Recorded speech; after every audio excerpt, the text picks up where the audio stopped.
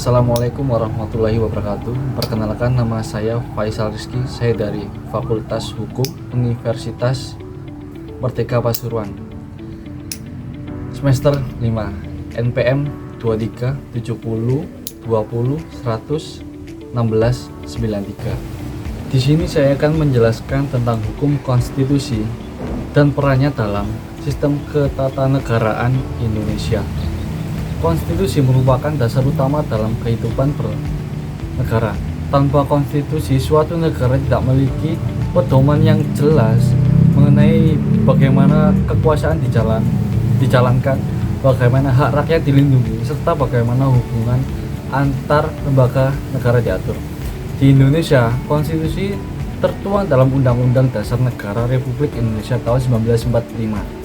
Konstitusi ini bukan hanya sekedar dokumen hukum, tetapi juga mencerminkan nilai-nilai moral, politik, dan ideologi bangsa Indonesia yang berlandasan Pancasila.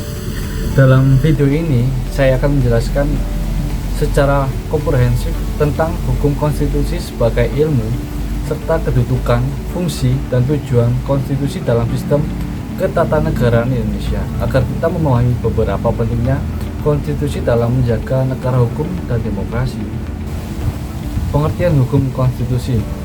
Hukum konstitusi merupakan cabang dari hukum publik yang mengatur dasar-dasar organisasi negara. Hukum ini mengatur hubungan antara lembaga negara, pembagian kekuasaan, serta hubungan antara negara dan warga negara. Menurut Bagirmanan, hukum konstitusi adalah hukum yang mengatur struktur kekuasaan negara, menentukan fungsi lembaga negara, serta membatasi kekuasaan agar tidak disalahgunakan. Dengan demikian, hukum konstitusi bukan ilmu yang statis tetapi dinamis, karena selalu perkembangan mengikuti perubahan sosial, politik, dan budaya masyarakat. Selanjutnya, hukum konstitusi sebagai ilmu. Yang pertama, dimensi normatif. Dimensi ini mempelajari norma-norma tertulis dalam konstitusi seperti pasal-pasal Undang-Undang Dasar 1945 yang mengatur bentuk negara, sistem pemerintahan, kekuasaan lembaga negara, serta hak asasi manusia. Yang kedua, dimensi empiris. Dimensi empiris melihat bagaimana ketentuan konstitusi diterapkan dalam praktik, misalnya bagaimana hubungan presiden dan DPR berjalan. Yang kedua, bagaimana Mahkamah Konstitusi menjalankan kewenangannya. Yang ketiga, serta bagaimana demokrasi dijalankan dalam pemilu. Yang ketiga, dimensi filosofis. Dimensi ini mengenali nilai-nilai dasar yang melandasi konstitusi seperti keadilan, kedaulatan rakyat, demokrasi, dan supremasi hukum. Ketiga dimensi ini menunjukkan bahwa hukum konstitusi tidak hanya membahas apa yang tertulis, tapi juga apa yang terjadi dan apa yang seharusnya. Selanjutnya, kedudukan konstitusi. Konstitusi ini memiliki kedudukan tertinggi dalam sistem hukum suatu negara. Dalam teori hukum Hans Kelsen, konstitusi disebut sebagai Grundnorm atau norma dasar. Di Indonesia, Undang-Undang 1945 menempati posisi paling atas dalam hierarki peraturan perundang-undangan. Semua peraturan di bawahnya seperti undang-undang, peraturan pemerintah, hingga peraturan daerah tidak boleh bertentangan dengan konstitusi.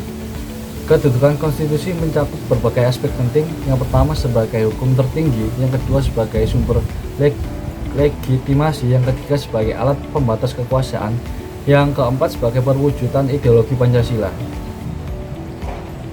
Jika suatu undang-undang bertentangan dengan Undang-Undang 1945, maka Mahkamah Konstitusi berwenang membatalkan melalui mekanisme judicial review. Selanjutnya, peran Mahkamah Konstitusi.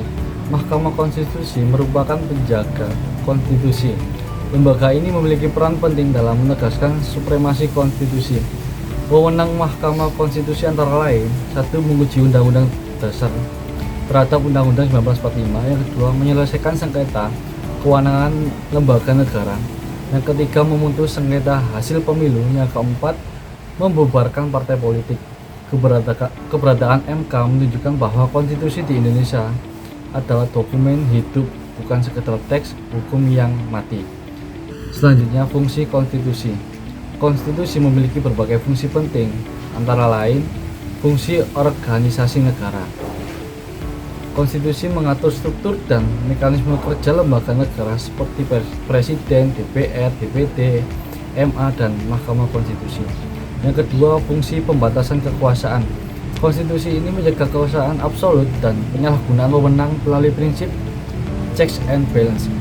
Yang ketiga, fungsi perlindungan HAM. Undang-Undang 1945 menjamin hak asasi manusia seperti kebebasan berpendapat, hak atas pendidikan, dan persamaan di depan mata hukum. Yang keempat, fungsi legitimasi kekuasaan. Setiap kekuasaan hanya sah jika bersumber dari konstitusi. Yang kelima, fungsi integratif dan edukatif. Konstitusi menjaga persatuan bangsa dan mendidik masyarakat tentang nilai demokrasi dan hukum. Selanjutnya, tujuan konstitusi. Tujuan utama konstitusi sendiri yaitu mewujudkan ketertiban, keadilan, dan kesejahteraan rakyat. Tujuan konstitusi dibagi menjadi dua. Yang pertama, tujuan negatif, yaitu membatasi kekuasaan agar tidak sewenang-wenangnya. Yang kedua, tujuan positif, yaitu mengarahkan kekuasaan untuk mencapai kesejahteraan umum. Tujuan konstitusi di Indonesia tercermin jelas dalam pembukaan Undang-Undang Dasar 1945, yaitu melindungi segenap bangsa Indonesia, memajukan kesejahteraan umum, mencerdaskan kehidupan bangsa, dan ikut menciptakan ketertiban dunia. Selanjutnya, konstitusi dalam hukum demokrasi. Di Indonesia adalah negara hukum dan negara demokrasi. Konstitusi menjadi penghubung antara hukum dan demokrasi. Tanpa konstitusi, hukum kehilangan arah, demokrasi kehilangan batas. Dengan konstitusi, kekuasaan dibatasi, hak rakyat dilindungi, dan keadilan dapat ditegaskan. Jadi kesimpulannya, hukum konstitusi merupakan fondasi utama sistem ketatanegaraan Indonesia. Konstitusi memiliki kedudukan tertinggi, fungsi yang kompleks, dan tujuan yang mulia. Konstitusi bukan hanya aturan hukum, tetapi juga kompas moral dan politik bangsa. Oleh karena itu, pemahaman dan ketataan terhadap konstitusi menjadi tanggung jawab bersama, baik pemerintah maupun rakyat. Dengan menjunjung tinggi konstitusi, Indonesia dapat mewujudkan negara hukum yang demokrasi, adil, dan makmur, serta berkeadaban. Sekian penjelasan yang bisa saya sampaikan, kurang lebihnya mohon maaf kalau ada salah kata. Wassalamualaikum warahmatullahi wabarakatuh.